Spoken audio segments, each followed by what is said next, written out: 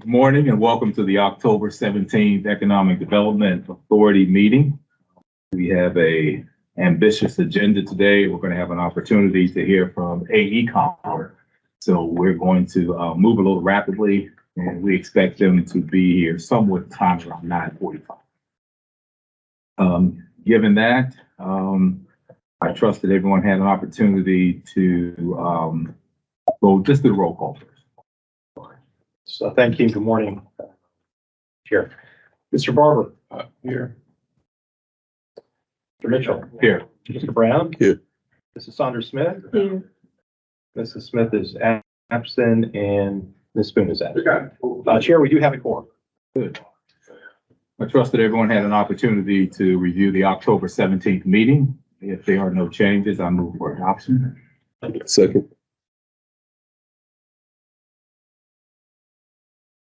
The roll. Mr. Barber. Aye. Mr. Mitchell. Yes. Mr. Brown Yes. and Mrs. Saunders Smith. Yeah. Chair, the item is approved by a vote of 4-0. Are there any old business items? No old business, but we do have a update on staffing, which I'd like to share with the commissioners this morning. I'm very pleased, excited to share with you that our team is growing. You will see we have a new face here in the room this morning. That is Mrs. Karen Williams. She is our new administrative coordinator too, helping our office to get organized, stay organized, and keep things running smoothly. She joined our team just yesterday, so immediately put her into action, and really excited and thankful to have her on board. Karen, I'm not sure if you'd like to share anything about yourself. I would just like to just let you know how happy I am and excited to be here and look forward to working with you. I bring over 40 years of experience. I'm a former business owner. I was also a site manager. I managed the Commonwealth Attorney's Office in Suffolk for 14 years and look forward to helping all of you. Welcome aboard.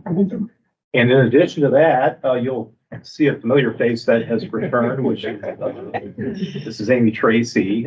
She has recently come back from a maternity leave and has a new healthy baby boy. He was born in September, and we're glad to have her back. But you know, it's exciting to have the team growing, if you will. Yeah. Thank you, Chair. Just a couple of old business items. I'll go ahead and address them now. Commissioner Brown sent out something to us in regard to the golfing tournament. I'd like to have that as part of our January meeting to discuss in detail, and also any other key initiatives that we'd like to do in 2020. So we're going to do that in January.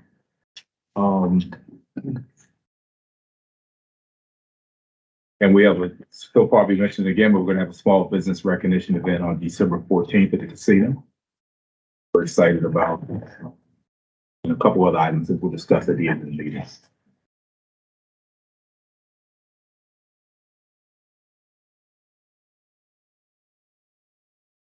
We do have some new business. The first item before you is an update on the FY24 Business Investment Grant Program, and Mrs. Tracy is going to provide that to you. Amy. Morning, everyone. Good morning. Great to be back.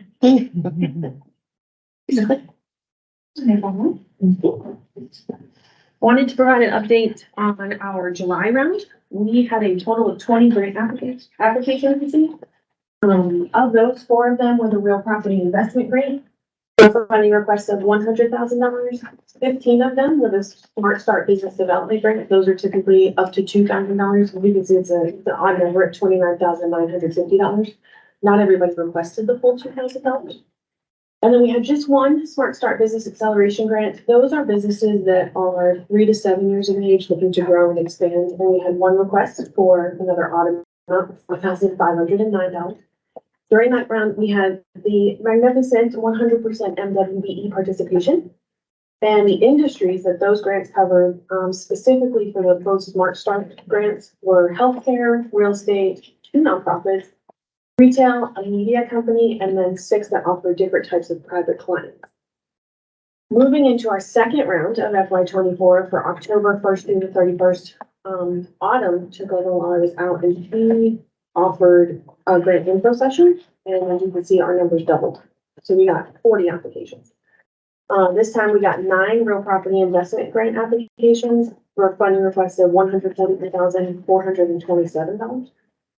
20 Smart Start Business Development Grant applications for the full request, each one for $2,000, so $40,000 there.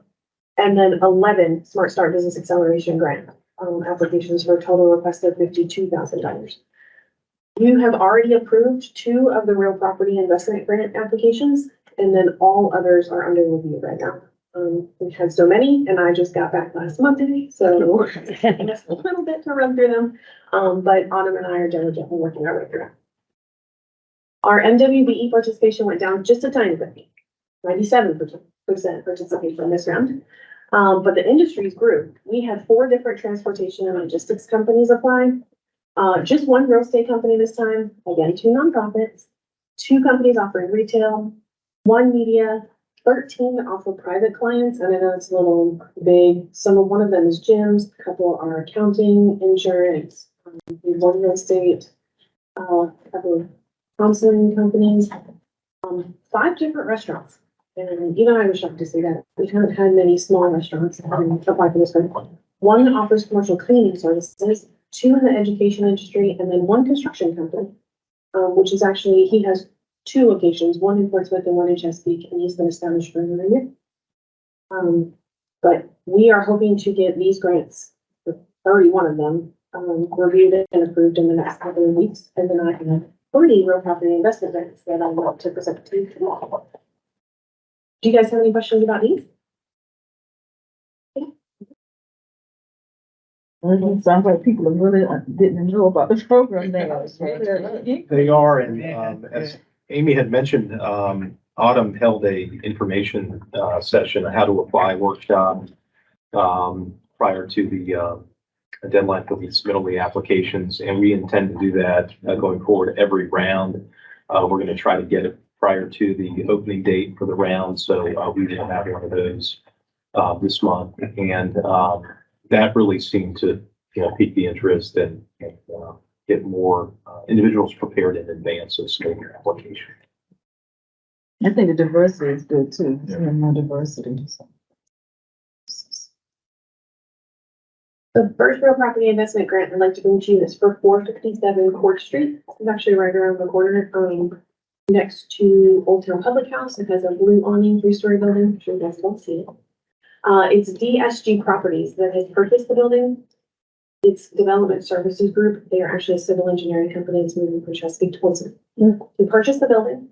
And they're looking to do interior improvements. And they would like to replace all of the flooring, all of the interior and exterior electrical and lighting. They're going to upgrade those as well. And they're going to replace the exterior doors, and that includes the entryway, as well as update bathroom vanities, sinks, and they're taking out a water fountain and putting in a water bottle station. The total project cost is $52,803.85, and they are requesting up to $25,000. And this is the building. This is the exterior. As far as I know, they're leaving the blue awnings, but they will be updating this whole entryway. This is an interior shot of when you walk right into the building, and he wanted you to see just the outdated lighting that they're going to be upgrading. And then they have mismatched flooring. You can see there's 3 different types of flooring, so they'll be upgrading this. I believe he's doing full wood flooring throughout. And then they're also going to be upgrading and replacing lighting.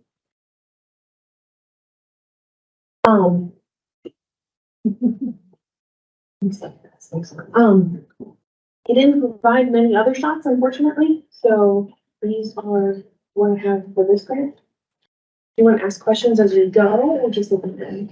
Is that the entire building that they own, or just Yes. the first floor? Okay. And they do have a tenant on the 3rd floor, so but they'll be providing updates to the entire building. And they'll be moving in once the updates are complete. Any other questions about this one? We're really excited to have Development Services Group. Coming to Portsmouth, they were looking throughout the region as they were expanding their office, and we're looking at different cities. And Amy was the lead working the project, working to bring them here. So we're really excited that they chose Portsmouth. They really wanted to be in an area where they had amenities within walking distance to their offices for their employees, and they felt like Old Town was the perfect place. So we were really excited to be able to find the perfect location in the area to locate. Do they have any issues with parking?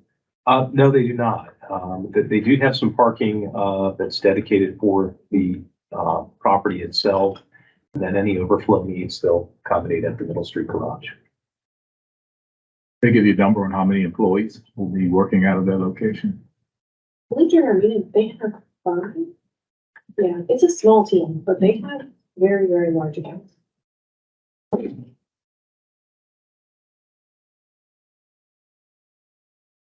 Next one. This is for 810 Loudon, and excuse me if I pronounced that incorrectly, didn't have anybody tell me how to pronounce that. This is Sessoms Holdings. If anybody is familiar with Miss Leticia Sessoms, the owner of Presidential Funeral Services as well as Connected Communities, she has purchased this location. She has some tenants already there, and then she will be marketing the vacant spaces for additional tenants. Her scope of work includes, completing 4 bathroom renovations, carpet and flooring replacement throughout. She would like to do interior and exterior painting, a couple of interior wall repairs, and then interior door replacement.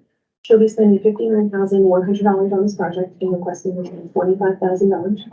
And her focus will be on the bathroom renovations. There's some photos that you're going to see, and then the exterior. You may have driven past this location. It's over near Frederick Boulevard by the Walgreens, and it's missing paint from the previous signs. So she wants to update all of the paint outside and then take some of the signage off from previous tenants. And the bathroom renovations, as you can see, they're extremely outdated, and each of the flooring is different, but she also needs wall repairs. And she did send over her color choices as well, and you'll see that they match Presidential Funeral Services. She included that in her grant application, which was unique for me. I haven't gotten that before. But that will be her focus. And she actually emailed me yesterday saying that she's really excited that we're presenting her grant application today. And she's very proud that she was able to make this investment in this property. She's moving her healthcare company in there, and then that's what she wants to market to as other office tenants. Any questions about this second project?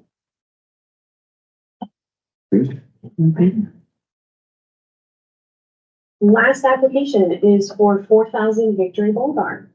It's J&J Victory Crossing Incorporated that owns it, also known as Farm Fresh. I know you're all familiar with this location. This project is actually a portion of a larger renovation that they're doing. They're going to do some interior renovations, mostly with their freezer components. They need to replace all of those, as well as the lighting throughout the store. What they're focusing on with their grant ask is upgrading and replacing all of the exterior lighting on the building, as well as the entire parking lot. Mr. Lee recently purchased the majority of that shopping center, and he's looking to attract new businesses. And Brian, I meant to ask you this morning before our meeting, but I believe Ross is moving. Yes, that is correct. Yes. Okay. And the gentleman that I'm working with, Justin, he is a representative of the company, and he stated that security has been an issue there, and being right down the street from Rivers Casino, they want to update the exterior, make everybody feel safe and secure while they're shopping in their center.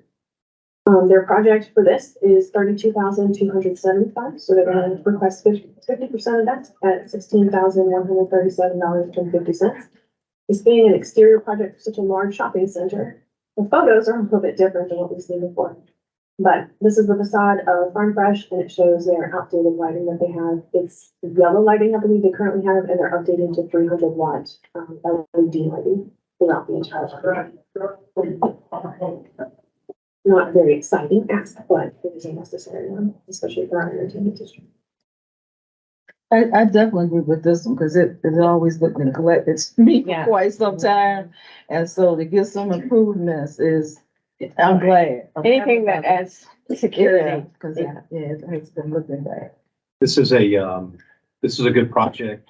Really fortunate that, Mr. Lee came in 2018, 2019 and acquired the rights to the Farm Fresh brand when they were closing and inherited the lease at the time.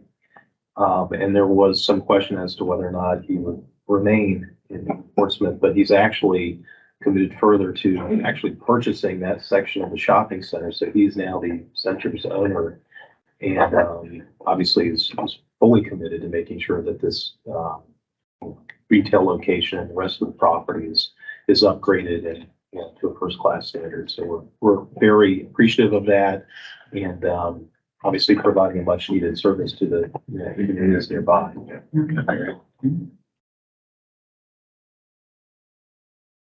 Questions for me? Good story. We are in need of your approval to move forward with issuing grant awards for the 3 applications. And we would need a resolution to be adopted to do so. We handle those together, or if you would like to vote in. I'll move approval of all 3. Second. Thank you, Mr. Barber and Mrs. Saunders-Smith. I will read the roll call vote. Mr. Barber? Aye. Smithville? Yes. Mr. Brown? Yes. Mrs. Saunders-Smith? Yes. Mrs. Smith? Yes. And Ms. Boone is absent. Chair, we received approval by a vote of 5-0. Thank you.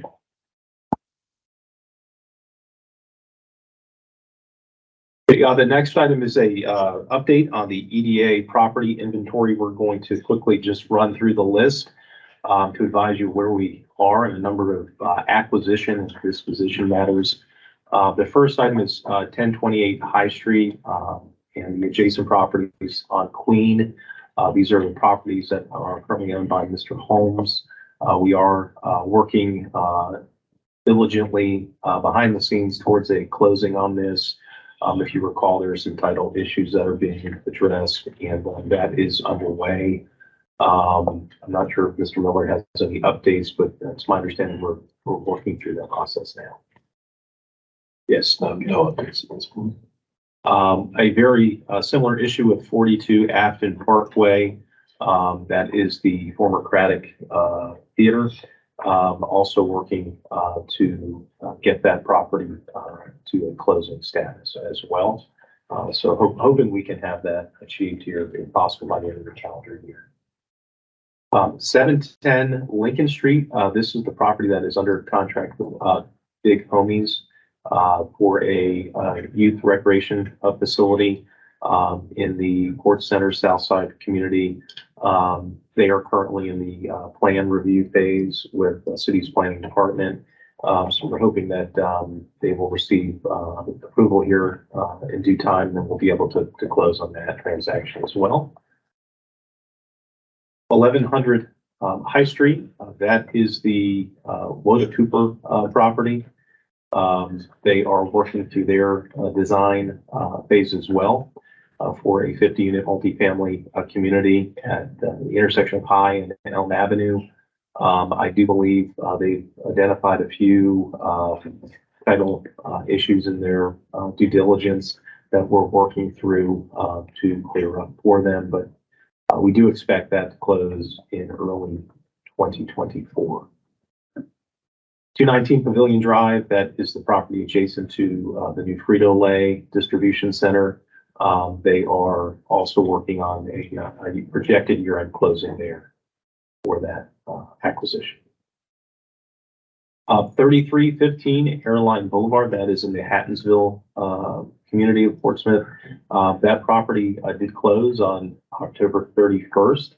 And that is going to be the location of a new contracting firm. That property was acquired utilizing community development block grant funding. It's transferred from the Portsmouth Redevelopment and Housing Authority. So those sales proceeds will need to be returned back to the city's CDBG program. We're going to be working to do that here in the coming week. 1021, 1107 High Street. That is the townhome project being developed by Mr. Keels. That contract is currently extended until January 19th, I believe. And they are in the plan review process. I think they've had their first submittal reviewed and they're in the resubmittal process now. We would like to have them come in and provide an update to you at their December meeting.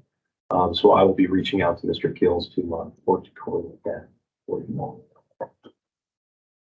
73 Farragut Street. This is a property that you acquired in Craddock about 2 years ago. We are working on the demolition of this warehouse building, and we are currently in the process of submitting for a permitting on that. 2631 Turnpike Road. We do have a contract pending with a residential home builder for those properties. This is a former VDOT parcel that was transferred to the city, so we're working through some title issues to clear that out for sale. And then lastly, 301 Columbia Street, one of the GPDC portfolio properties that we acquired. We do have a contract pending. In fact, I do believe that one of the next items on the agenda is a resolution to authorize the execution of a purchase and sale agreement for that property, which we have received an offer. Answer any questions you may have. I know I ran through that very quickly. I had a question. It's getting shorter. It is. Just the High Street, the first one, Queen Street, that's the one I know with the family issues and everything, but is that also the property we were talking about, the Maker's Mark, right? Is that the property? It is one of the properties that we were looking at for the maker space and some other community-based spaces, yes. So my question is, I guess I don't want us to get so bogged down if they're not gonna sell, if it's gonna be months and months. Maybe, is it possible we could start looking at other properties that we own that could do something similar? And if it doesn't happen, that project just doesn't die. We certainly can. We don't have a large inventory. This is a good portion of your inventory, but we do have some other properties, existing buildings, not so many, but we can certainly look at spaces that are either soon to be vacant that we could assess for that space. Yeah. One doesn't preclude the other. Right. Yeah. Right. That's one of the things we want to try to do at the January retreat, just to kind of refocus of the board in terms of some of the initiatives that we think we'll be able to take on for next year. Certainly speed the process. I'm certainly in favor of getting something done quickly.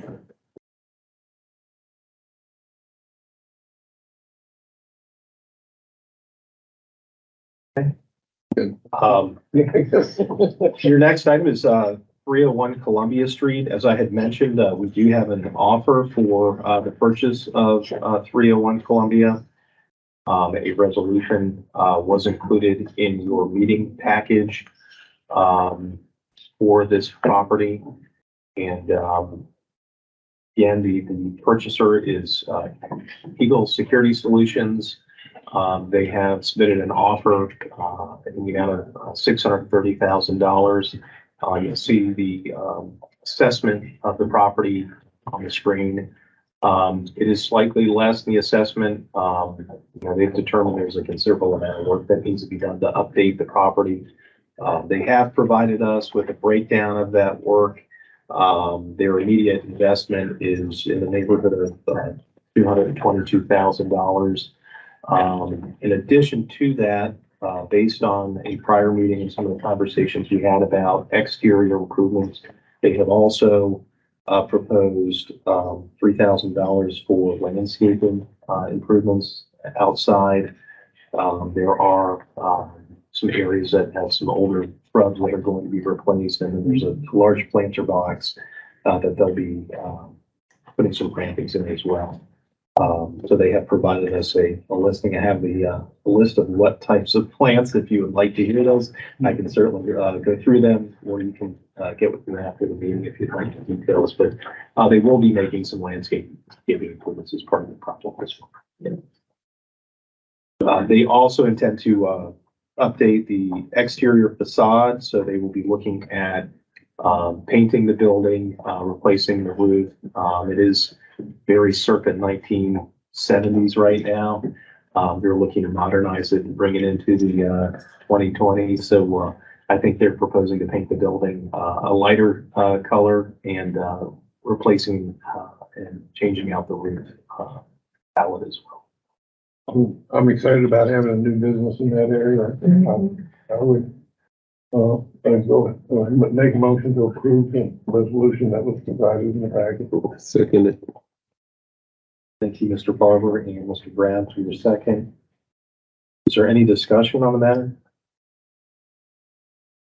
Hearing none, I'll read the roll. Mr. Barber, Aye. Mr. Mitchell, Yes. Mr. Brown, Yes. Mrs. Saunders Smith, Yes. Mrs. Smith. Yes. Doing as absent chair, the item is approved by a vote of 5-0.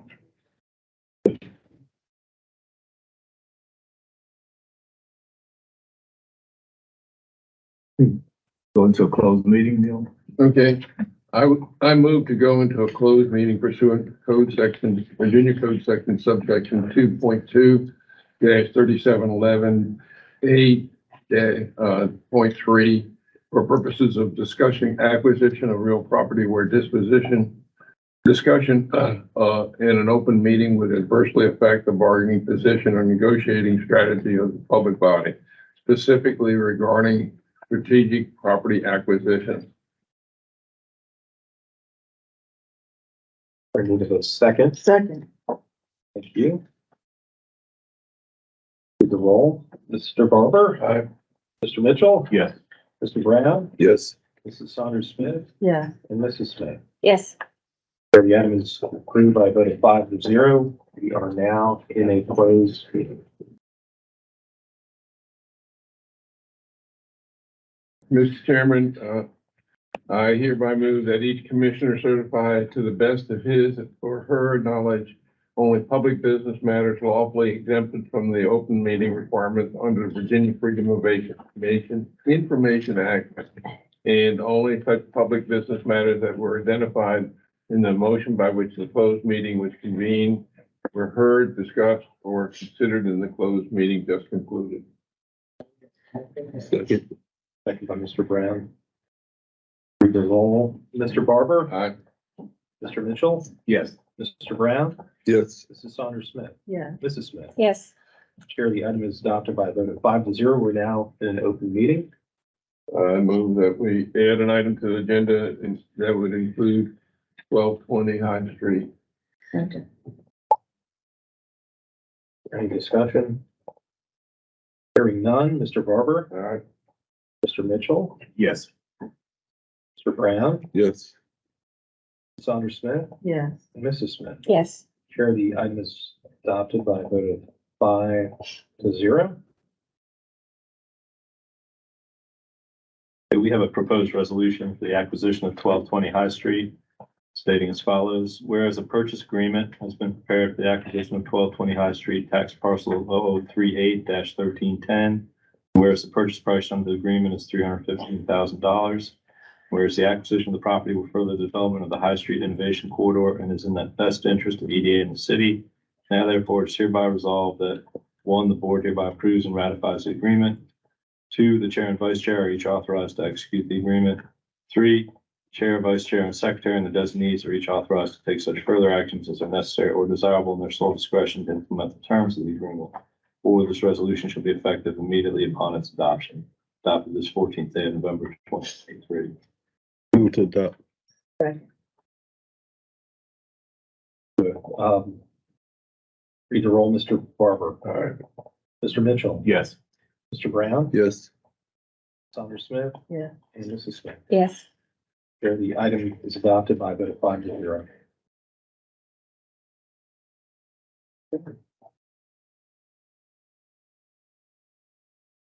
That concludes our regular business. We do have another item on the agenda, which is the downtown waterfront development stakeholder engagement meeting with our consultants from AECom. I'm gonna go and grab them real quick. If anybody needs to take a quick break.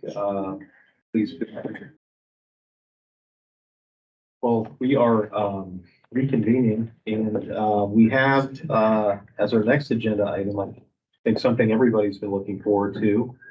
We have our project team from AECom, the consultant that has come on board to perform the waterfront development study, market study for both the city's Crawford Bay site, but also our Civic Center site, kind of investigating the entire waterfront and potential for redevelopment. So I would like to introduce Sarah Richards and Matt Harrop of AECom, who have been here since yesterday. They spent the day engaging with our city council and city staff, and we have been back today for, I think, 2 hours. We've got about to have a really in-depth discussion on what the EDA's vision is for the property. So with that, Chair, unless you have anything you'd like to add, I'm good. No, we're excited. We've been waiting months for you. Yeah. I'd like to hear that. Thank you, Brian. Again, my name is Sarah Richards. I'm a senior associate with AECOM's Economics and Advisory Practice. And yeah, we are very happy to be here and really appreciate you all taking the time to talk with us this morning. I know you have a busy schedule. So, you know, we will try not to pepper you too much with questions, but again, you know, the reason that we're here is we're really trying to understand market supportable development for both of these sites in the next 10 to 20 years. So, you know, what we do is we try to understand what's currently in the pipeline for Portsmouth, what's currently in the pipeline for the region, sort of where those centers of gravity are that are going to capture market demand, whether it's for residential development, hospitality, retail, dining, entertainment, office space. We're really trying to understand what are the local market dynamics and how are those impacted by kind of the broader region. And of course, there's always macroeconomic factors that we need to take into account, right? That come to bear on what, you know, a particular area can support in terms of development. So, you know, fortunately, we have access to a lot of data sources, a lot of quantitative information. But what we don't have is the sort of on the ground, day-to-day understanding that you all bring of the city, both as residents and as members of the EDA. You know, we have reviewed some past plans and studies, but we're not obviously privy to the conversations that you all had around those and sort of, you know, what the driving force is. So, you know, there's a couple of things that we'd like to just ask your feedback, and, you know, we want it to be a candid conversation. It can be very informal, and I can share, Brian has my email, and if you think of anything afterwards, you know, that you forgot to say, please feel free to follow up. But, you know, we did have some great conversations with staff and council members yesterday that gave us, you know, helped us understand some of those nuances that we're not able to get through hard data, right? But, you know, I think one of the kind of key things that we want to focus on is these two properties. You know, they're very special. There's not any other sites quite like them, either in the city or the broader region. And we know that, you know, the EDA and the city and residents and business owners and stakeholders have a vision for Portsmouth. And so, you know, we'd like to understand kind of how these sites fit into that broader vision, and how that could potentially affect what use types we look at the market for. So I mentioned, you know, the core types that we're looking at are, you know, multifamily residential, retail, dining, entertainment. You know, we will be looking at office market dynamics. And of course, hospitality, things related to hotel and tourism. So, if there's anything else that you think we need to know about these sites that, we need to understand better, in order to do a thorough market analysis, we'd really love to hear from you all. Again, whether it's conversations you've had previously about, what the city would like to see there, or just, any general information about developments and kind of things that we should consider as we're sort of trying to model this out and figure out what the private development community would want to build here.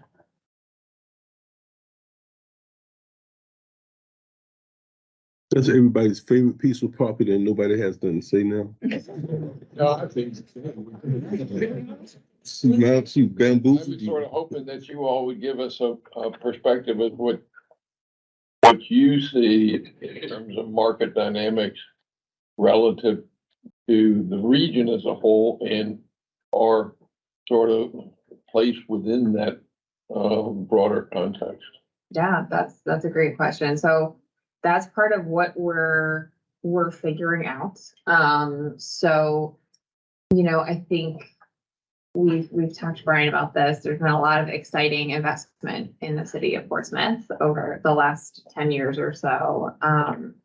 And we, understand sort of the unique position that the city is in relative to the rest of Hampton Roads. And I grew up in Western Branch and in Norfolk. So, when I'm explaining to folks who are not from here, I think there's sort of this like, what somebody called it, they managed to mesh the word competitor and canyon or something yesterday. It was great. I can't remember exactly what the word is, but for example, you've got Portsmouth right across, or Norfolk right across the water from Portsmouth, and you have folks using the ferry to come to both, for visitation purposes, and also, you have a lot of Hampton Roads has a lot of interconnectivity with. It's like you have a lot of folks who live in one locality and commute to the other for work. So there's a lot of dynamics at play, and trying to figure out sort of how people are viewing Portsmouth relative to the other cities, and are they, when we're thinking about tourism, are folks coming here who are downtown Norfolk, are they not aware that Portsmouth is here? So, we've been pulling information on, visitation for the different cities, and really trying to understand, your sort of typical visitor. Are they staying in Virginia Beach for a week and then they're spending a day in Portsmouth and a day in Norfolk, or, kind of what those dynamics are for visitors. And then of course with residents, understand then, who's living where, who's working where, what is their relationship and how are they making those decisions about where to live when they come to this area. So it's a really fascinating area economically. And of course we have, the DOD and federal government is a major key employee, both for the city of Portsmouth and for Hampton Roads more broadly. And that again makes it sort of unique compared to some other localities. One of the things that I would like to see incorporated, not be the main focus, but this being mile marker 1 of the Intercoastal Waterway, attracting boaters coming through, and facilities, and ramping up a marina, and advertising. Yeah. That stop here, stop in Portsmouth, visit our shops, visit our restaurants, get your supplies, whatever. Yeah. Start your journey here, kind of thing. I think, and part of our marketing, that should be a portion of it. So we're, familiar with the Crawford Gateway study, and the word gateway I think came up a lot yesterday, and, wanting this to be more of a kind of welcome to Portsmouth statement. Yeah. Right. And visiting checking out the older homes in the area. Yeah. doing a walking tour that of Portsmouth. connectivity, right? From Yeah. the waterfront to all the different assets that are in Old Town and more broadly in the city. Really helpful. I guess Harvey, Lindsay, I'd like to have them chime in on this question, but there was an article a couple weeks ago about the lack of Class A office space within the region. And I was fascinated by that, you know, with the COVID pandemic, we thought there was a lot of office space, but in terms of Class A office space, that they said there was anticipated to be a demand for it within the region. And this location would be a primary location for, you know, Class A space if there is a demand. Yeah, that's great to hear. So, that's something we've actually been seeing more broadly, across the different localities we're in is flight to quality, right? So all of us, I think, have, you know, when you read the news, you understand that office is probably, as a general class, is not where you want to put your money right now. If you're looking to make a return on investment, there's a lot of vacancy. However, that doesn't mean that no one is using office space. I mean, like you said, there are certain office products that are actually doing quite well, including Class A medical office, for example, depending on, again, where you are, what the market dynamics are in your local market. You know, there's that saying like all real estate is local. It's so true, right? So you can make sort of broad generalizations about the market, but you really do have to look at the individual place. And if there is, you know, a dearth of Class A office space, and you have folks who are interested in having, you know, maybe smaller footprint, but higher quality, more amenities in a walkable area, for example, then there could be market demand for that. So that is one of the uses that we are looking at. You know, part of what we're trying to understand, and sometimes I hesitate to use this term because I think it's misused, but highest and best use, right? Everybody's definition of what best is a little bit different. However, you know, you do want to understand when you have especially like a really special piece of property on the waterfront, what is the, you know, what is the highest and best use for this property? And there could be a property down the street that, you know, it's in the same market, but because it doesn't have those, you know, physical features, it's not right on the water, maybe that's better for another use. So that's part of why we're trying to have these discussions is highest and best use isn't just about data, it's about localities goals, it's about political will, you know, what could actually be physically built on the site and what's like a non-starter, you know. So those are all parameters that we're trying to understand when we're looking at demand. So we will, in the analysis, we will explain kind of what we see the office market more broadly, you know, in Hampton Roads being, in Portsmouth being, and then starting to again, hone on this particular site and what makes sense. Just as the person who's doing all the data analysis, Class A office hasn't been built in Portsmouth, you know, in over 10 years. So actually the vacancy is pretty low here for office space, but it's really about finding kind of like, you wouldn't want to really build some sort of large spec office building without knowing, you know, who the tenant would be and having that commitment. You need to I think a lot of, And we would ask for, you know, the broker in the room's opinion on it, but, yeah, there really is a flight to quality. You know, the challenge with new construction, you know, from a developer's perspective is between the cost of borrowing, the cost of construction, site work costs, the cost of the site itself. You know, when you get into and you're pro formaing, you know, a potential office deal out, you know, you're at a point where you need to be at rents that are in the, you know, high 30s a square foot, you know, and that's just, there isn't that rent anywhere in this market. And so, you know, your nicer buildings in Portsmouth are going to be in the mid 20s to lower 20s, probably per square foot. And that's a huge jump to try and, the economics of the deal work. And so to his point of, you don't want to build these buildings spec. I mean, no bank's going to lend you money to build in spec, so to me, if it's office as the desired use, you kind of have to use this site as a luring point to bring in, whether it's a build to suit for someone that wants 50,000 feet and, or whatever it may be, versus You need a you primary need an tenant. anchor Yeah. to go in there. Yeah. And so from that, I mean, you look at like Town Center, Virginia Beach, they have, I think, last like 98% occupancy. And you would think a perfect time to develop a new office building. They have sites to do it.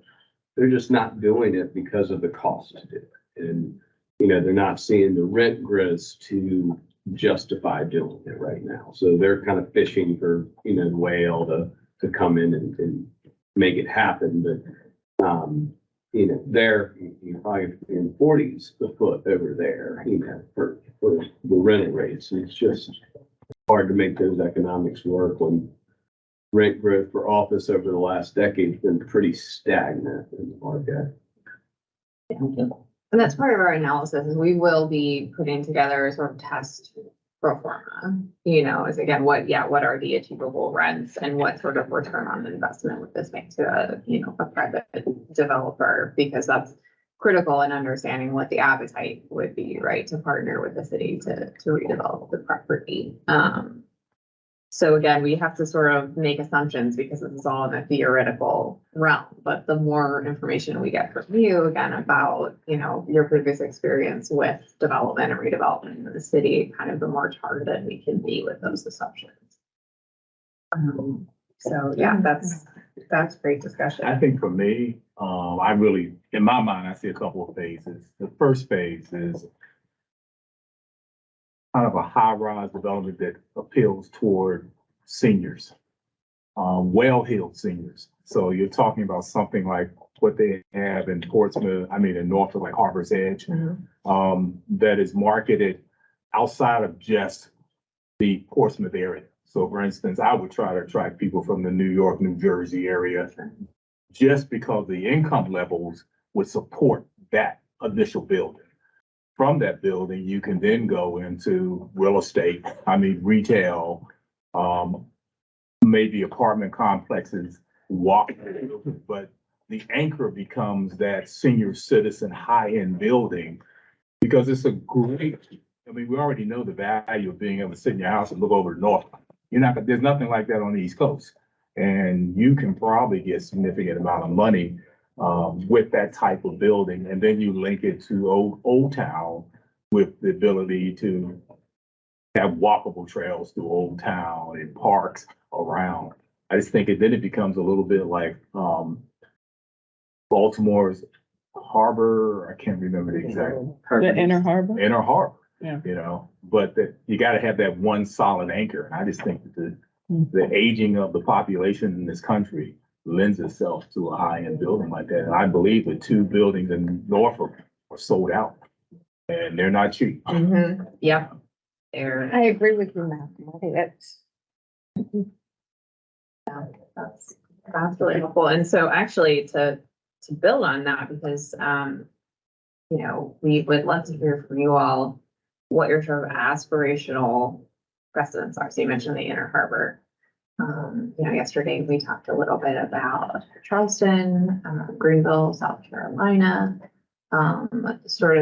We try to look at case studies and find sort of comparable, again, nothing is going to be exactly like these sites, but comparable examples of, city-led redevelopment to kind of understand pitfalls and best practices. So Inner Harbor is definitely mentioned, Greenville, Charleston. Have you guys seen, I'm sorry, they just came out with a new plan for the Inner Harbor to redevelop it. So I'd also recommend taking a look at that in the past couple months. It's kind of cool. They're planning on kind of taking down a lot of like the old retail, kind of like mallish, outdoor mallish space and building some more residential and having it more like activated by pedestrians and stuff. So it's kind of interesting. I think the other thing we don't talk about all the time, but if Norfolk is getting ready to redo theirs, is there an opportunity to have a joint partnership Yeah. between Norfolk and Portsmouth in terms of development on both sides? Yep. You know, using the ferry as a gateway going back and forth. Absolutely.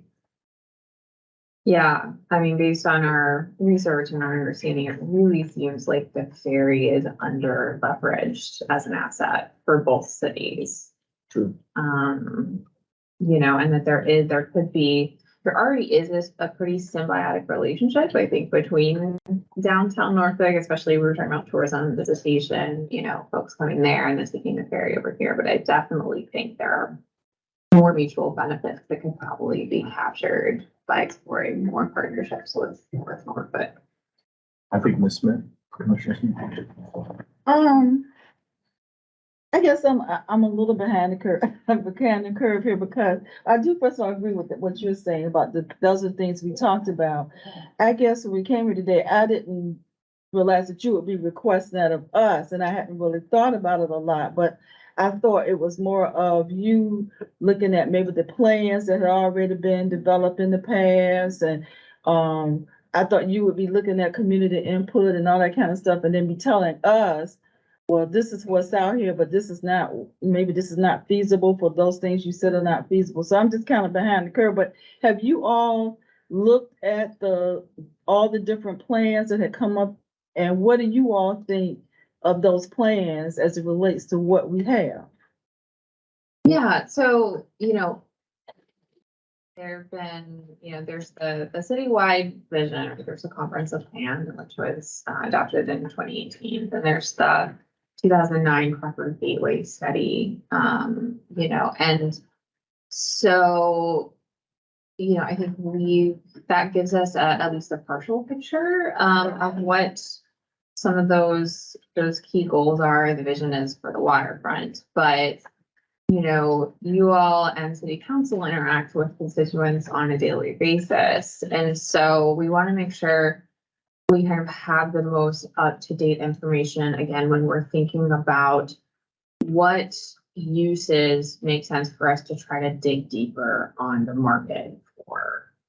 So we are not, you know, I think I mentioned this in our introduction that we sent around, but you know, we are not putting together a vision or a plan for this. The idea is to understand how private market demand would influence redevelopment. And then the city would have an opportunity to review offers from potential development partners that, you know, would hopefully include some of those key components that the city would like to see on the site. And so, you know, we actually done a similar exercise. I don't know if you're familiar with the Richmond Diamond property, the city of Richmond.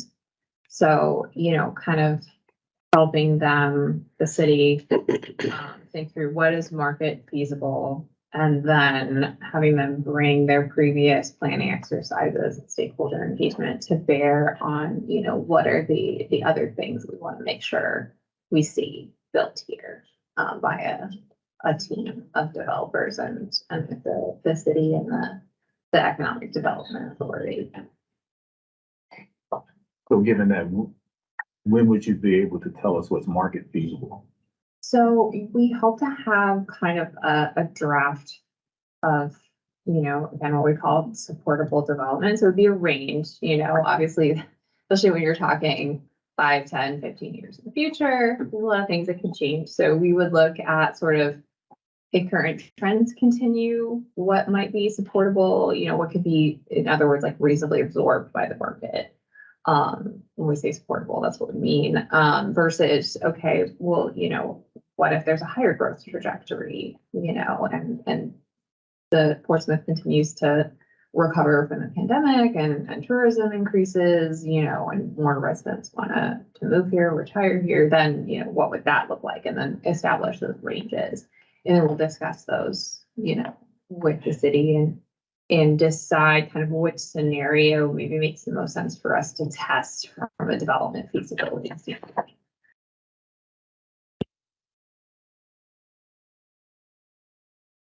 Kathy was still on our board, but from all of appearances from my perspective, that the Renaissance Hotel seems to be doing very well. Yeah. Yeah, Yes. from their occupancy and the kind of things, and they're, from what I understand, is they're planning some additional renovations on the first floor and all, so. Yeah. You know, so the hospitality right here, I'm not sure, you know, whether the market could support a competitor right next door to them or not. And I'm not sure we want to foster a competitor in the next door.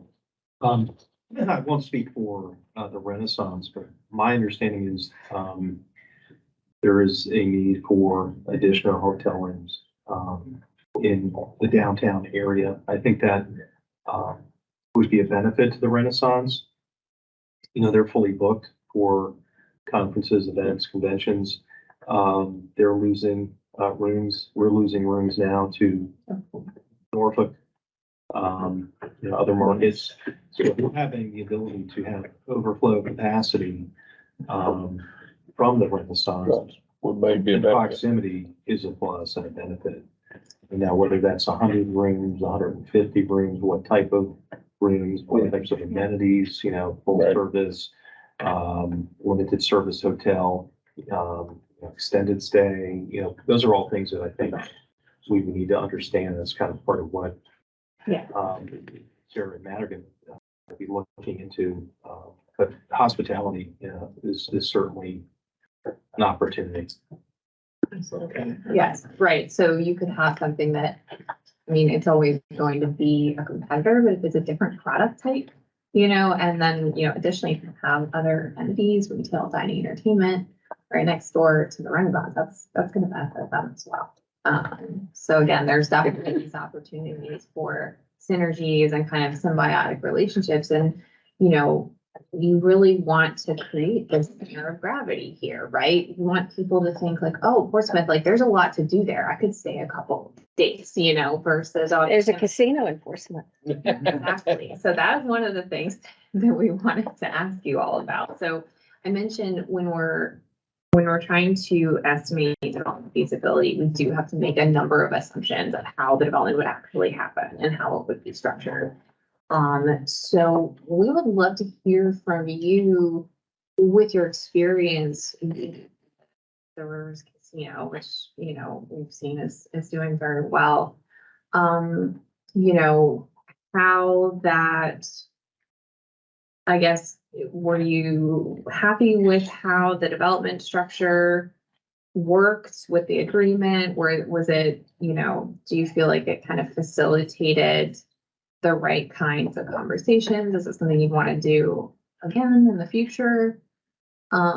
So just kind of understanding from you all kind of what sort of development structures you would consider for like redeveloping the Crawford Bay site and the Civic Center site, and what maybe you would not consider or wouldn't do again, for example.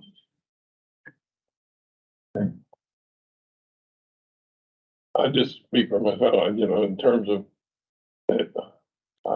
I thought it went very well. I think that it was a positive experience from the city in the partnership that was there in terms of related or supportive development to them, and you know, and I think hotel rooms are at a premium right now that they don't have the types of hotel space.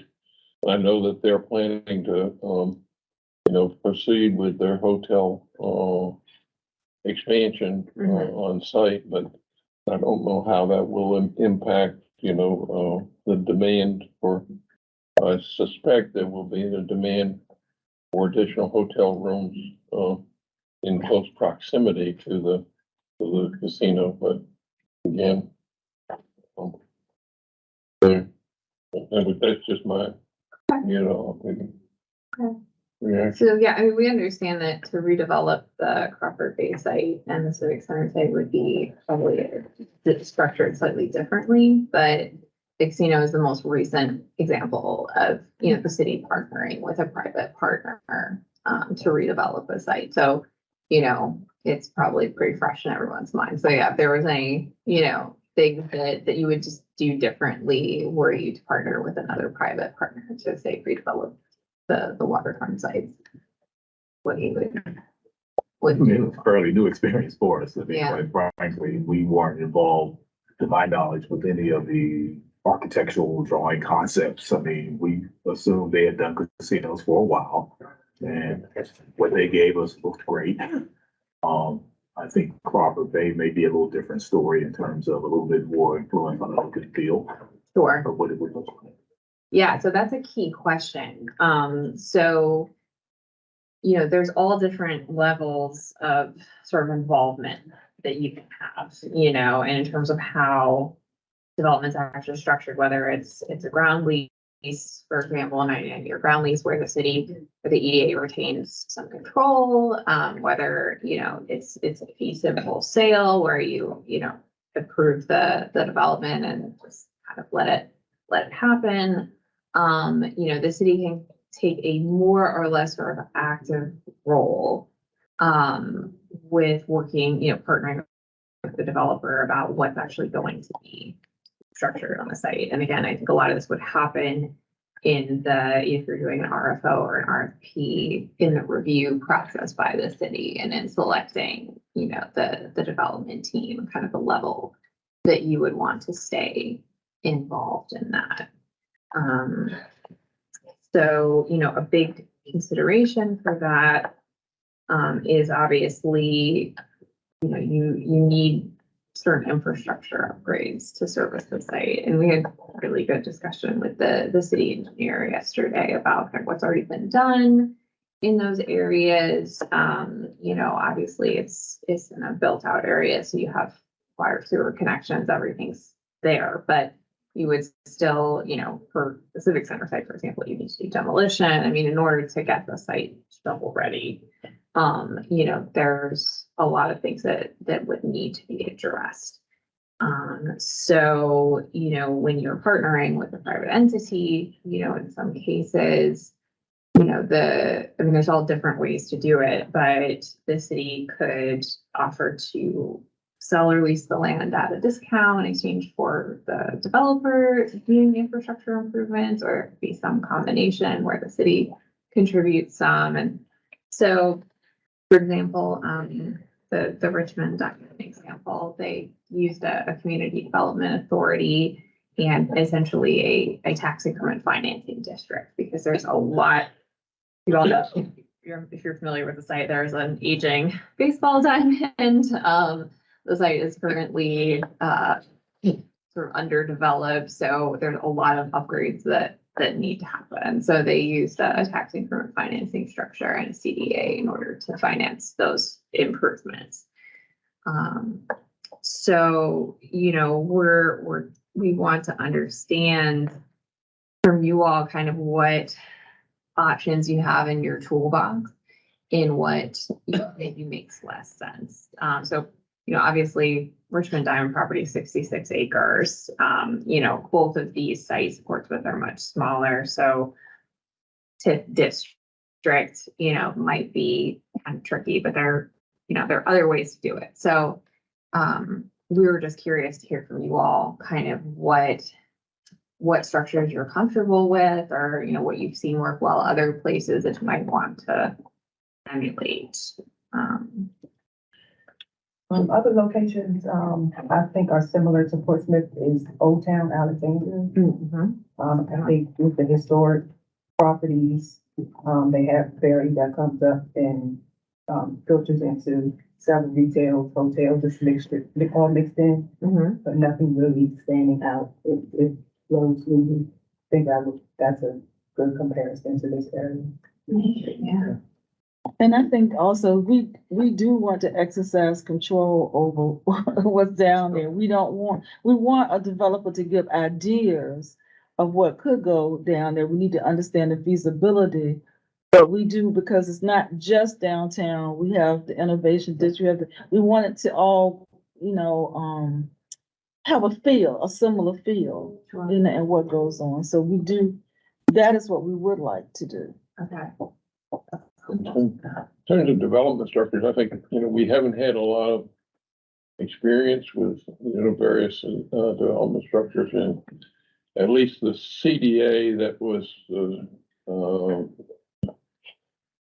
put in place for development around the casino, prior to the casino, has not been a very successful thing, so that was, Okay.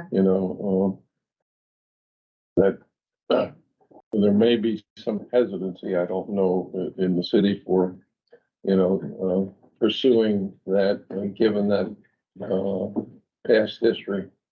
But, and again, a TIF, it depends upon what the, potential tax differential. Virginia has been a low tax state, so Yeah. there hasn't been a lot of use of TIFs, historically in Virginia.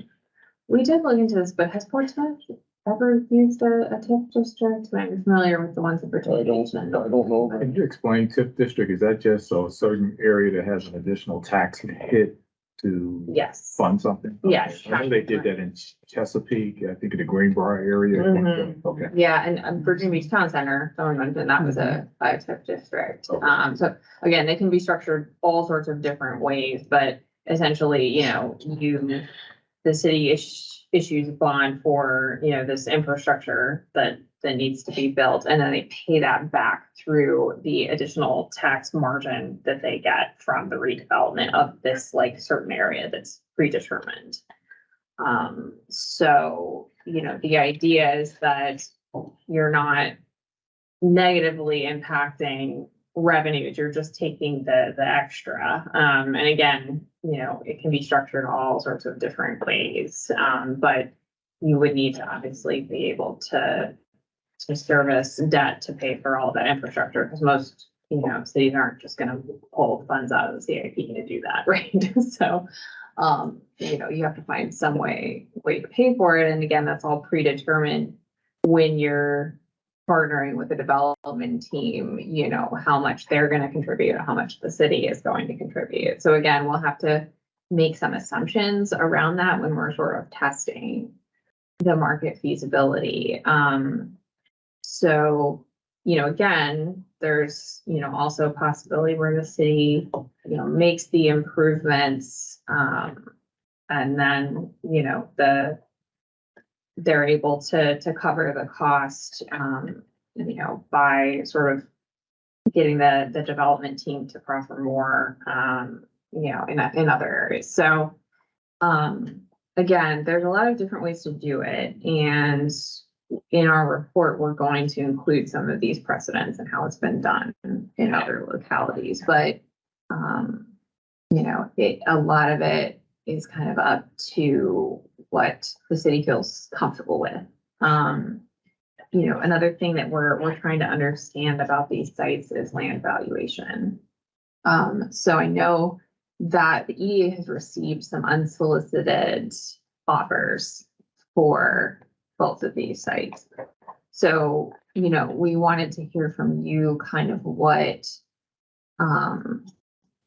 we talked a little bit about yesterday. I know there's some of it's market timing, there's some other things that happened, but I think that will help us sort of get a better baseline for estimating the value of these sites, and then kind of how you would back into, again, if you're going to do a sale or a ground lease, figure out how much would the development partner actually pay for this, right? So any insight you all have into, those unsolicited bids, and kind of, if you thought any of those were the valuation for the land was fair, or if it was too low. You're asking us to provide, I guess, a very subjective kind of thing, but in my mind, it's almost an unfair question. And the reason being is that the question, the answer to that question is, what is the benefit from the development? Ultimately. Exactly. And without knowing what the benefit of the development is, and that benefit of it could be many factors. In other words, is that could be the employment of the type of quality of development, the tax revenues that be generated, the cost of the city. There's a variety Right. of variables that go into that. Yes. So at least for me, it's almost impossible for me to respond to that. Sure, yeah, and again, so it's a little bit tricky because we're working in the realm of the theoretical, like, so you have to make these assumptions, around how the development is structured. We are gonna estimate fiscal and economic impact from the development as well. But But couldn't we come up with a plan before we decide on that? well, They can't do what they're doing without a plan because I everything that mean, they're. before we decide whether it's gonna be sale or ground lease, shouldn't we come up with an idea of what we want first? so we talked about the different uses that we're testing. And the idea is that we can help you make a more informed decision about what makes sense on the site, because we'll give you the market data. So do we even have a map of the waterfront property that we could like at least gaze upon while we're imagining what could be possibly be there? Because this is Portsmouth's utopian district right here. Everybody has a desire, what they want to see there. They have an idea of what they want there. But in the end, it has to be feasible to the city, bring revenue to the city. It has to hopefully bring some jobs and some new tourists to the city, Yep. or new visitors to the city. Yep. So I see, like Malcolm said, a strong anchor, whether it's a senior community or an event center that we don't have, an indoor event center. We don't have a new Willett Hall. We don't have a Willett Hall replacement yet. So whether it's something that could bring people to the city, that's like I said, this is Portsmouth's utopian district. They want the best for this district. It's water. So other than being water, what's the attraction to it? Right. So I think it's important just to reiterate, what we're undertaking here, and it's a market study and an analysis of what is feasible for downtown waterfront. We are not creating or crafting a plan, or even really necessarily a vision. We're setting the stage for somebody to come do that. And that would be Exactly. the development community. Yeah. We are going to identify based on what we'd like to see, hospitality, senior housing, multifamily housing, entertainment, retail, the things that from a land use standpoint, what we would like to have come to Portsmouth, specifically these sites. The market study and analysis feasibility assessment will tell the development community, this is what will work here and what will not. And then it will be upon the development community, their responses to sell us their plan and vision. And it should be in keeping with, what we're asking for. I think in the past, we've had some conceptual plans, nice drawings of high-rise towers, layouts of how the development, could be envisioned. And we've gotten really wed to that. This is a different approach. Those plans never really materialized. It's, I think, fine to have a vision in our minds of what we'd like to see and how we'd like to see it, but it's got to, at the end of the day, be built. And that's going to be responsibility of a developer. So they would need to be the ones, taking the information that we're gathering, we're providing to them, and really coming up with a plan that they would have to sell to us. And I would imagine that we're probably going to have many different plans and visions that will be presented to us. And we're going to get to pick and choose and negotiate, which one we think is appropriate and meets, all of the criteria and the things that we've identified. But this is, this really is the setting the stage and doing the research and data collection to have something that we can put as a package to solicit those plans. Right. So I just want to be clear that, this is not the city, the EDA developing a plan. It's preparing, the necessary components for somebody to do that. Yes. And essentially, so we're a third party. So, we're looking independently. We're not looking to develop the property, right? We're looking independently. What do we think the market can bear? And then you will have this market analysis.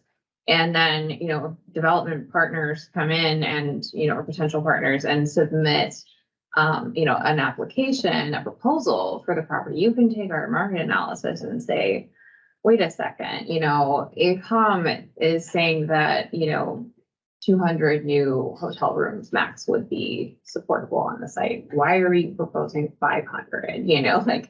It sort of provides a little bit of a sense check and a baseline as well. And we've helped other cities like Richmond through that RFO process and actually coming up with an evaluation matrix, right? How close are they to this, kind of estimate that we have? And if they're really far away, what's the deal? Why do they have such different data than we do? Or, so kind of understanding, do they actually understand the market? Are they just saying this? I mean, it provides this sort of third party check as well. So, and to kind of check their assumptions. So yeah, I mean, in these discussions, like I said, we have to kind of try to understand what might be proposed, and then we want to test it for you and see if it actually pencils. So again, when we're talking about the deal structure and that kind of thing, we're not saying that this is going to be the future deal structure, but we want to make sure we're testing something that is close to reality as possible without actually knowing and being able to exactly predict the future. So that when you are receiving offers to review, you're like, oh, well, when we tested this, it really didn't make sense, or, that worked out well in terms of, fiscal and economic benefits for Portsmouth. So, it just allows you to look at different scenarios and then measure actual, proposals for redevelopment of the property against that. You had a question about previous unsolicited proposals, and kind of valuation. And it's a little difficult with some of them because the most recent one that actually made it further in the process, the Armona Hoffler one, a key component of their offer was building a new city hall for Portsmouth, and that's kind of baked into the whole price of everything. So it's a bit difficult to determine what they thought the land value was, because they're factoring in a tenant or a buyer of something that they'd be building. And I don't know, I mean, it would depend on how you structure, obviously, the RFP, but if other developers see that as an opportunity, because obviously City Hall's going away. Yeah, it's gonna have to move somewhere, if they're gonna see that and try to, again, incorporate it all in one, which might make it more difficult to compare offers. Yes. Let me this is just a technical kind of thing. I believe there's going to be a demolition of the parking garage. Is that correct? Yeah. For the Crawford Bay site? No, for the County Street? the civic thing, the civic. No, the County Street garage, yes, Yeah. that is planned.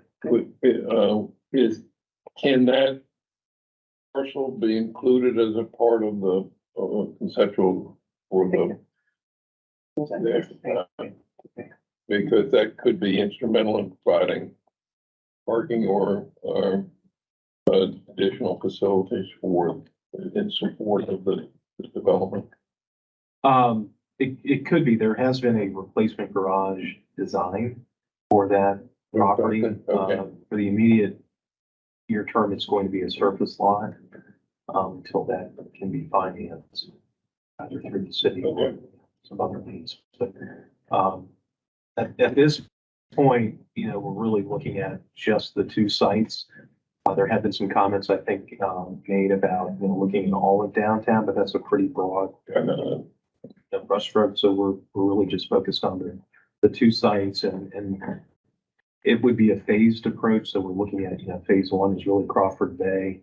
Phase two would be the potential for the Civic Center to somehow be a later conversation. But it's important to understand how they impact one another. Exactly. That's the reason they're in the study. Yeah, so to be clear, when we talk about supportable development, like actual square feet and rooms and units, we're talking about the Crawford Bay site. we are including the civic center in a market analysis to understand more broadly what market demand is for this general area. But with the actual testing, that's only happening right now for the Crawford Bay site.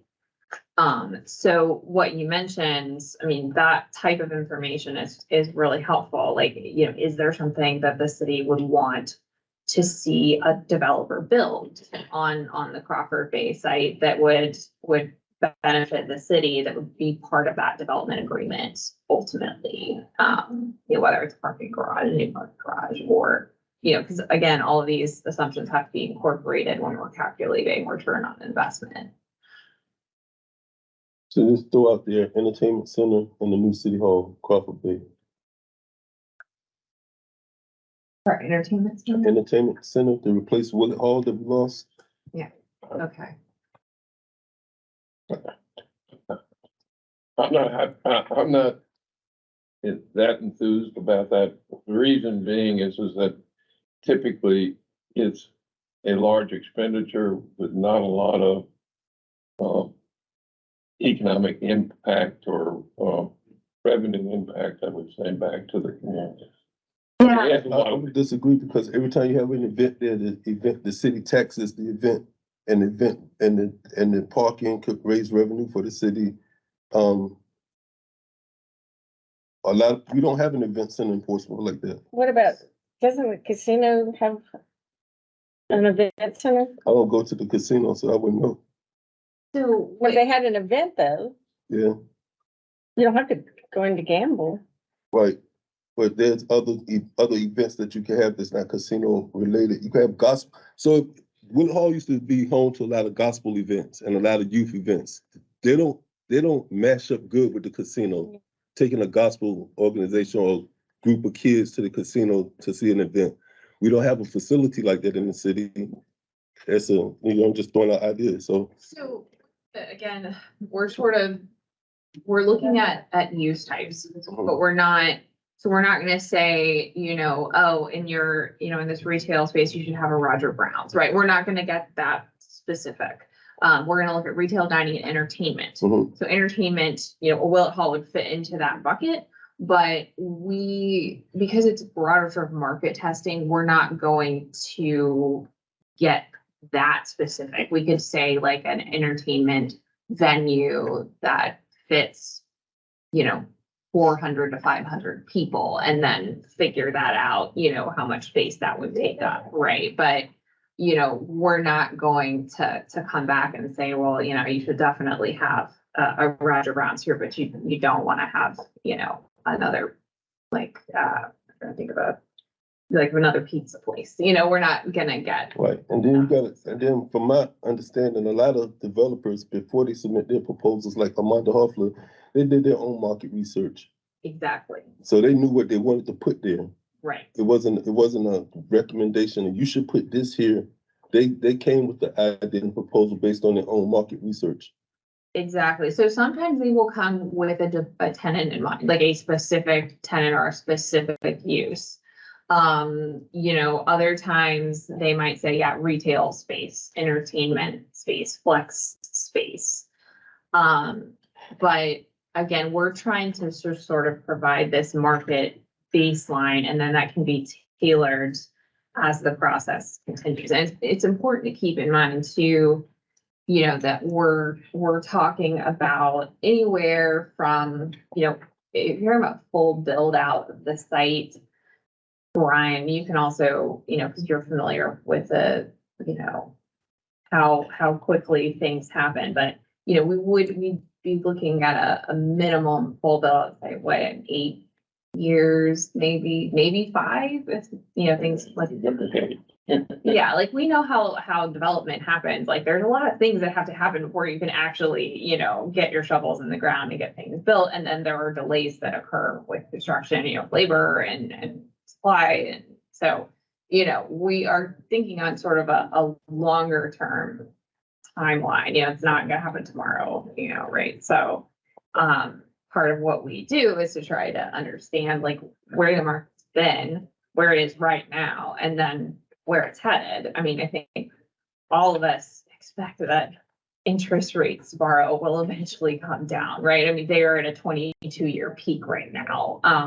And the Federal Reserve, is discussing maybe raising them one more time, but ultimately there's going to be, a downward trend. So the cost to borrow is going to decrease.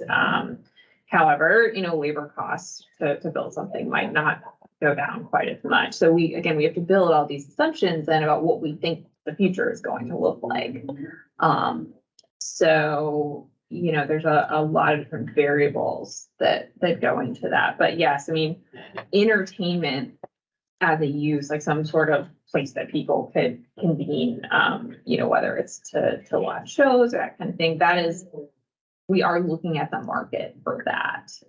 But we're probably not going to get so specific and say it's going to be, a 500 seat theater. You can't get specific if you're just trying to tell them best use. I understand that. Right. But entertainment is a possible use for that Yes. area. Yes, and we definitely want to look at that. And that's part of why we're having these discussions with you. Is like I said, we're looking at multifamily residential, which could be, age restricted. It could be rental. It could be condos.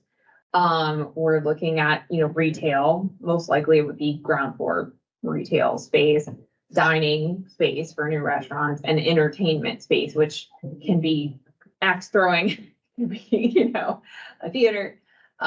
So, we do look at kind of what else is in the pipeline versus what's already being proposed, planned, proposed, permitted, but then also like what else is in the area and kind of what is the sort of geographic capture, right? So like, axe throwing, I just throw out there because it's just crazy. It But- attracts people though. I go to Virginia Beach to throw X's. I can't do it here in Portsmouth. Exactly. So there's an That's attraction exactly what for we're it. saying. So it's like, okay, well, if there's one over here and one over here, maybe there's a gap in the market. So that's what we're trying to understand is like, where are those gaps in the market?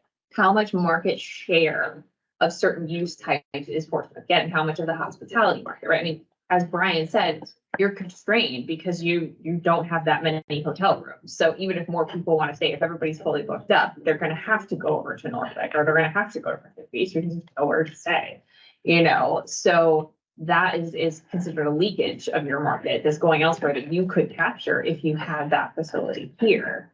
What we don't want you to end up with is someone who comes and says, oh, if you build it, they will come, because that's not, I mean, it works in Field of Dreams, but it doesn't typically work in reality. You have to understand what are the market dynamics, who are your competitors, like who currently is absorbing market share, and is there extra market share that, could potentially go here.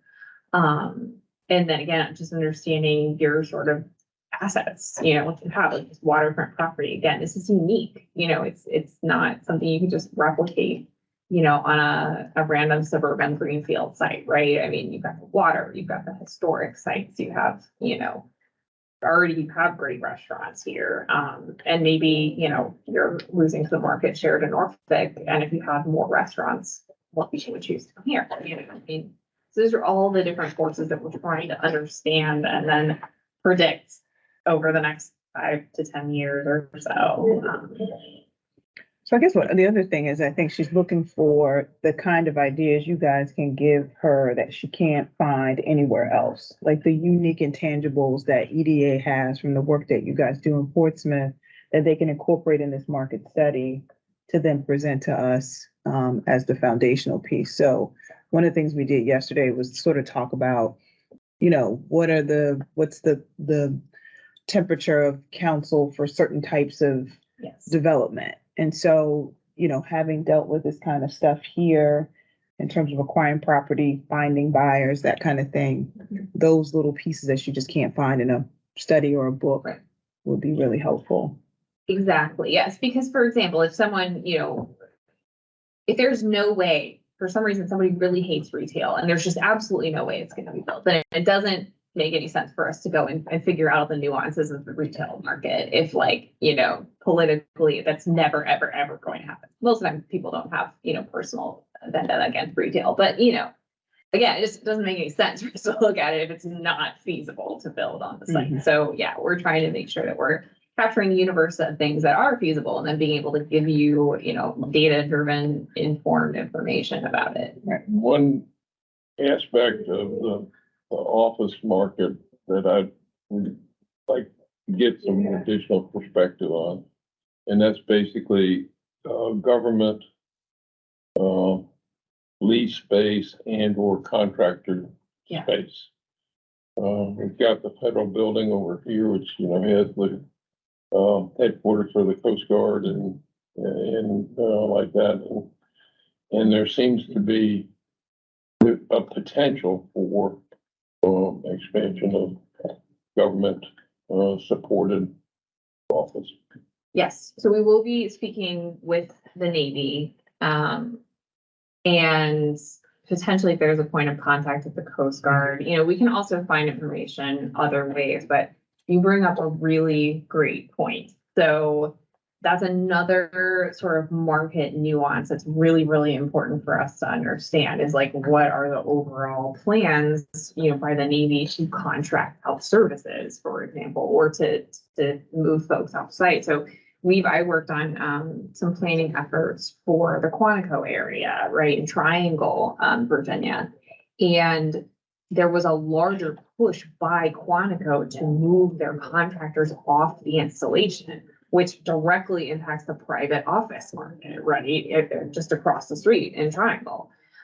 So these are the kinds of dynamics. And again, we can pull data, but there's probably not anything, you know, publicly available that says, yes, the Navy would really like to have, you know, I don't know, 100,000 square feet of office space within close proximity, but not on the installation, right? Because that does, you know, imminently impact the private market, because it'd be the private market that would build that space. But knowing that there's a tenant, the Navy, who obviously, you know, we can rely on to pay their rent, makes a big difference in terms of what makes sense to build there. Just at least the word I've got is that they're gonna move some of the headquarters operations out of the Coast Guard down to Charleston. You aware of that? Yeah, I hadn't been shared with our office. I had not heard that, but the idea you've raised, you know, including perhaps setting the stage for including space for, you know, some tenants, federal tenants. That's an interesting concept, yeah. With the ability and opportunity then to free up some GSA property for redevelopment elsewhere, yeah. Interesting. But Another way they're to gonna use still it keep the for- regional headquarters here, Just kind but of taking it they're to, gonna move. I hadn't- we have this space for you, we'd like using it. Yeah, yeah, exactly. Have you heard anything from the medical center at all? About any space? They seem like they're fairly self-contained, but again, when we talk to the Navy, we'll try to understand what their broader relationship is. You know, I mean, this is something we worked on, joint land use study in Norfolk as well, and, you know, understanding how many folks, obviously, this huge Navy base, not everybody lives on site, right? So where do they live? Where are they commuting from? You know, and luckily HRPDC did a great commuter study, and we first found out people are coming from all over the place. They live in Suffolk, they live in Portsmouth, you know, and then figuring out, okay, that's a market. You know, how do you capture that, or what could you reasonably expect to capture if you have more residential? You know, there are gonna be some folks who might want to be in an exciting, you know, old town space with lots of restaurants, and, you know, maybe you can capture more of that market. So, yeah, I mean, again, we can pull a lot of data, but you know, it really helps us actually talk to folks, to understand some of those nuances around how the market's behaving, and kind of, again, what would just be like a non-starter it just doesn't even, you know, there's no point in looking at it, versus, you know, what's a potential viable use that, you know, the city would be interested in understanding the market for. Also, whatever we put there, I think that obviously, just like a lot of cities such as ours, you know, parking is always an issue. It is definitely an issue. I'm sure we're not interested in building expensive parking garages if we can, you know, help it, because it's very expensive. But what do other cities our size do? One, with the parking, and number two, with transportation. We don't have a robust transportation system. You know, a lot of cities can use the transportation system to kind of help them, you know, with a lot and have outside parking and that kind of thing. So I really think the marketing study needs to include, you know, how we could handle that. Yes, absolutely. And that, we talked a lot about parking yesterday. Everybody's favorite topic. And it's not exciting, but you're right. It's very important and it can make or break a development if you have too much parking or you don't have enough because it's expensive to build, right? Especially structured parking. So, you know, it sounds like the city would probably prefer not to be the owner operator of another garage. And we're hearing that from lots of other localities too. I mean, you know, sometimes it's just not beneficial to the city. So then, yes, as we're sort of building these assumptions around how the site would actually get developed, we would assume that the private developer would take responsibility for building that. However, for example, with the Crawford Bay site, we know that there are 250 spaces that, you know, are currently leased to the residential community there that would have to be incorporated. So, you know, part of us determining what's feasible is we actually need to estimate how much it would cost to build. So knowing, you know, things like, okay, you need a garage that has at least 500 spaces, then we can figure out roughly how much it would cost, and then obviously would inflate the cost at the time when it would actually be built. But that's a really great point. And so if you all have other thoughts on that, I mean, we talked about, you know, the ferry is, you know, a great but sort of underutilized option. So we'll have to make assumptions around, you know, how many folks would rely on the ferry for, you know, primary like commuting transportation. How many folks, if you're thinking about residential, you know, how many vehicles is each unit going to have, you know, what's reasonable? And we've seen across the country, a lot of cities have done away with parking minimums because they want to incentivize this kind of high density walkable development. However, you know, they're from the private market standpoint, they don't want to hurt the development by not having enough parking, right? If it's scaring people away, if you're like, well, I don't want to live there because I don't know where I park my car, that's going to affect your bottom line and your occupancy, right? So that's part of what we test the market for. Like that's another use that we look at as parking, you know, in addition to retail and residential, you know, sort of what's the right mix where you're not overbuilding, you know, just wasting space and wasting money, but that you're building enough that, you know, especially when you don't have like a really robust public transit system, you're building enough to reasonably accommodate people and not drive them away because they're worried about not being able to park. Were there any highlights you can share with us from the conversation yesterday? Any themes that might be helpful to us? Sure. Yeah. No. You know, we were very. It was nice to hear. It seemed like a lot of folks were saying some of the same things and were kind of on the same page. We mentioned the importance of the site being a gateway to the city, the Crawford Bay site, and you know, making sure that it's leveraging the strengths and the assets that the city already has. One of the interesting things that you know, we're really interested in this from a market standpoint, but also I think, you know, would probably just be beneficial to really is understanding how potentially these sites could connect to the casino redevelopment. And, you know, it depends because obviously some people might come to the casino just to gamble and they're not interested in anything else. But when you have a regional draw like a casino, you know, you also have maybe other folks who are interested in also touring Old Town, you know, so how do you kind of make those connections? That was one of the things we talked a lot about yesterday is that connectivity, you know, and not just connecting the casino, but even connecting both ends of Old Town, right? And kind of drawing people, you know, you want to make sure that they're walking or biking right by, you know, your retail options and your dining options so that they'll stop and stay and spend money. You know, so that connectivity piece I think is really important for the success of any kind of redevelopment that's going to happen, especially if it has like a hospitality, retail, dining, entertainment component. So that was something that we talked a lot about. You know, This is just a little, you probably already, American Cruise Lines are planning, additional stops, here in Portsmouth and, the cruise terminal over in Norfolk will be expanded, so that's there. And the CEO of American Cruise Lines lives in Motown. oh my gosh, I didn't realize that. Wow, that's very cool. I think that's right. He's, at least Scott is, a key executive of American Cruise Lines. Wow. Mm. Okay. Right, so that's all potential traffic that you can capture, Okay. right, on these sites. So again, this is helpful intel and gives us more of a direction about what to research further. So yeah, it definitely seemed like there, was an openness to building on the sites, what would best serve the city. I don't think anyone had like a very specific idea, like this should definitely be here and this shouldn't.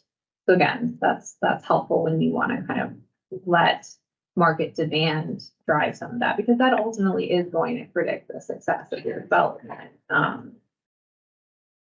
So I think those were some of the key themes. Or any other just general questions about what we're doing and what the next steps are, or? I'd just like to know, when will you be able to come back to us with your analysis and tell us what is the best use? Yeah.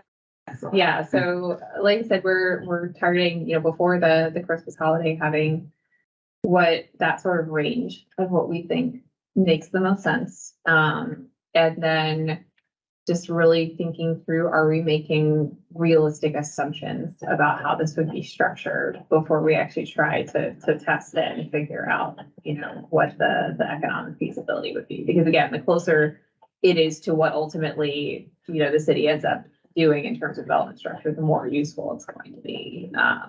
So again, we wouldn't assume using a TIF district if Portsmouth just isn't going to use a TIF district. That's just not on the table, So we would come up with a different way of kind of structuring, like how the infrastructure might be financed.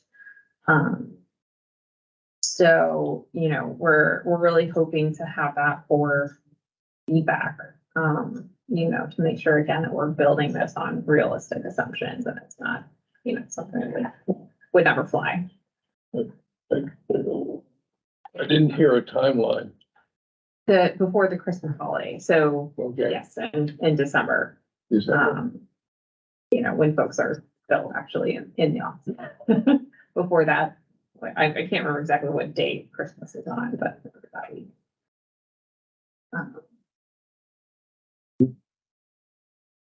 Any additional questions? So a lot to absorb, and Yeah. we were a little blindsided, in terms of what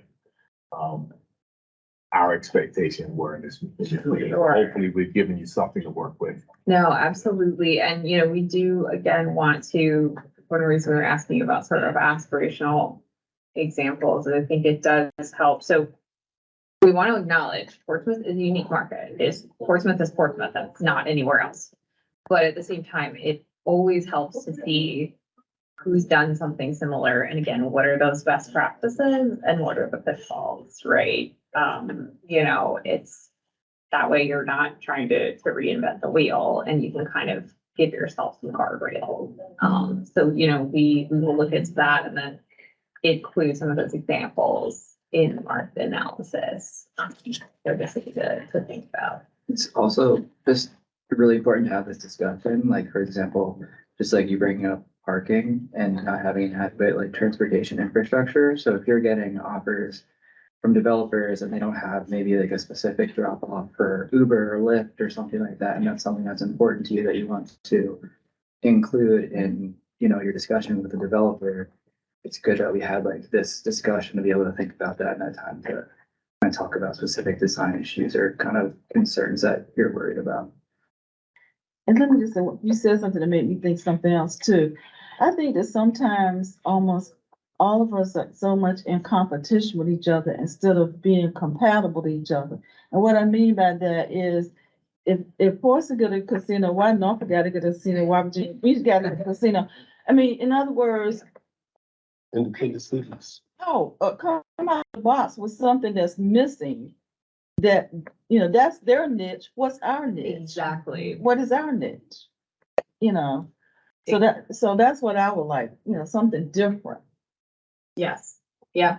Yeah. I think, there's all kinds of potential for, Hampton Roads localities to be complementary versus Right. competitive. And there's always going to be a little bit of friendly competition, but that's ultimately what we're trying to understand is where those unique areas where Portsmouth can really leverage what they already have to shine and capture that, market share that's not being captured by other things. The goal is not to try to like cannibalize from your own city. Like say, you don't want to steal people away from the casino, right? That is not the goal. That's not going to benefit Portsmouth.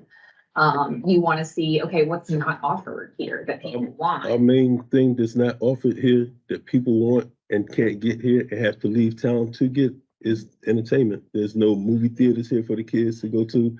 There's one movie theater, Commodore movie theater, very select niche movie theater, but there's no Cineplex here for the kids. There's no recreation here for the youth. There's very few activities for seniors here.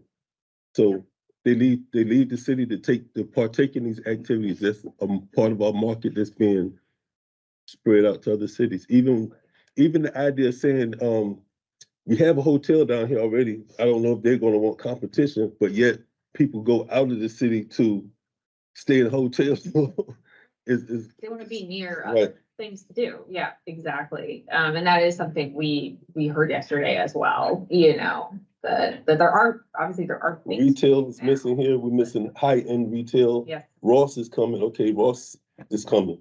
Yeah. But Ross is not a high-end retail shop where a lot of people would flock to the shop at. Exactly. So you have people drive miles and miles to go to those malls in Northern Virginia because they have niche stores. They have high-end retail there. Yeah. It's not just, Yes, exactly. Yeah, and that's again, it's part of what we're trying to understand. And you hit the nail on the head with thinking too about different clientele. Like yes, some of the people who shop at Ross are also going to shop at high-end retail, but there's definitely, a group in the middle that would always go to high-end retail and probably never go to Ross, and so you're trying to understand what is that gap. And therefore what is the demand that's not being fulfilled in the city. And then how do you recapture that, or how do you, get more folks to stay longer and spend more. And again, yeah, there's lots of things, that could be built there that would include hospitality component that would still be very beneficial to the Renaissance Hotel and ultimately drive, if the new hotel fills up, then Renaissance can, take the rest of the people. And when you have that draw, that center of gravity, it makes a big difference.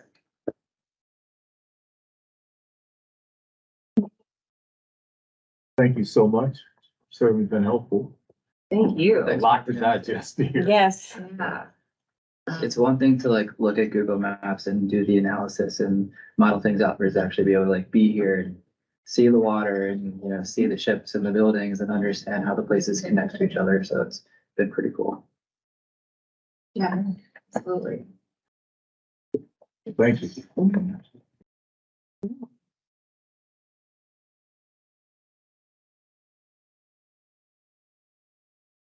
Thank you for coming. Thank you, Rick. We look forward to your return. Yeah. And if there is a, need for any follow-ups, we'll certainly circulate. If you don't have it already, Sarah and Matt's contact information, certainly, I'll link with you to communicate that, but, and vice versa, if you have any follow-ups for the EDA, please reach out to us. So this is the process. I think it's going to be an evolution as we work to get to a project. So this will be just one of many conversations I think we're going to have. And certainly once we receive the draft of the, Yes. the initial draft of the study, follow up.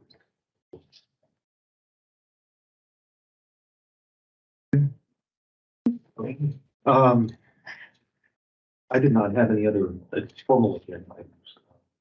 I just had a question, you Brian, a little bit. You know, we all taken back by the Siemens announcement of, cancellation over there.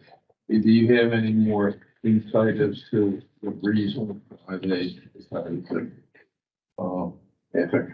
I noticed that, I guess it's been a couple of weeks prior to that announcement that the New Jersey offshore wind, development on two different, there was canceled. I didn't know whether that affected, the potential market demand or not. Yeah, great question. I don't know what you're talking about. Yeah, I'm happy to Okay, go. discuss a little bit further. So, Siemens Gamesa, publicly just, announced that the, project that they had planned at the Portsmouth Marine Terminal, a blade finishing facility, they're not going to be moving forward. So they did, terminate their lease agreement with the Port of Virginia. Yeah, that was a corporate decision that Siemens made. I do think it's, a result of some of the changes and impacts in the offshore wind marketplace that are being experienced right now. Like all industries, inflationary pressures, interest rates, cost of labor and materials have severely impacted projects up and down the East Coast. So there are projects in the Northeastern market that have contracts that have canceled. And I do think that it has impacted their business line. There were delays as well that would not have allowed for Siemens to have not necessarily produced, but finished blades here in Portsmouth to supply to the Dominion project. They will come from overseas. So I think that, there were multiple factors behind that, but I think in their entirety, caused them to reconsider it. But what I can share with you is, I think from our position in the marketplace, Portsmouth, Hampton Roads, Portsmouth Marine Terminal, it is the ideal location for the industry on the East Coast. I think it's just going to take some time. We're working now to determine what can kind of backfill that location on the terminal. And there's, there are other groups out there that are moving forward, that are interested in having a presence in Hampton Roads. So we're working to figure out who exactly that is and what the nature of that would be. It's unfortunate. I mean, these things do happen. It's not anything that, Portsmouth had control over, or even really the Port of Virginia necessarily, other than landlord kind of situation. But, it's a new industry for the US. So I kind of liken it to a startup, and, with startups, sometimes you have some speed bumps and hurdles. Am I correct in saying that the wind farm is still going to exist off coast, but the manufacturing is not going to take place in Portsmouth? That's a great point. No, there is no impact to the coast of Virginia offshore wind Dominion's wind farms. That is moving forward. Siemens is a supplier for that, so there's no impact to the, supply chain, Siemens side. So that project is moving forward. It's actually on schedule. The first components arrived in October, and they'll begin construction of that offshore in May of 2024. So no impact, here in Virginia. I think Dominion is probably in the lead on the East Coast with, where they are in development. We're really fortunate for that. And I think, there's opportunities for Dominion to do another phase of offshore wind. So I think we're well positioned. Certainly, disappointing news to receive, but we're trying to move forward to the next opportunity. Our strategic position here, the Virginia's offshore wind development is one thing, but there are several potential for more up and down the East Coast. And the strategic advantage that we have is no bridges. And so that we can provide service of, Water vessels, yeah. we have vessels, to the wind farms up and down the East Coast and the development of that. There's over a dozen projects in the Yeah. planning and development process up and down the East Coast, including North Carolina, Maryland, all the way up Rhode Island. And we're a day sail from all of that, so it's something I think that we're strategically positioned to take advantage of. Just a matter of finding the partners to bring here to the region. And they're coming, they're interested, they're looking, and just kind of a, like many things right now, it's a little bit of a volatile period where we're just kind of working through some economic challenges. Right.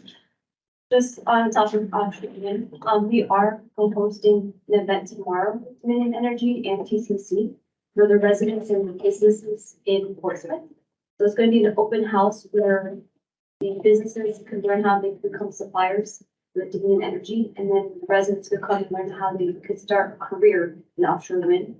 So TCC has a program where we fund programs for the residents. So we're going to be telling them that they can start a career, and this is a career pathway. And then here it's the businesses that will hire you. So that's going to be tomorrow, and hopefully we'll have a lot of people come in and businesses learning how they can, get involved with energy. That's great. Do you have to pre-register for that? You can, but we'll have it. You just show up and register your on the spot. Thank you, Noel. Again, that's at At Tidewater Community College, yeah, Portsmouth campus. From 9 to 11:30. No further questions. This meeting is adjourned.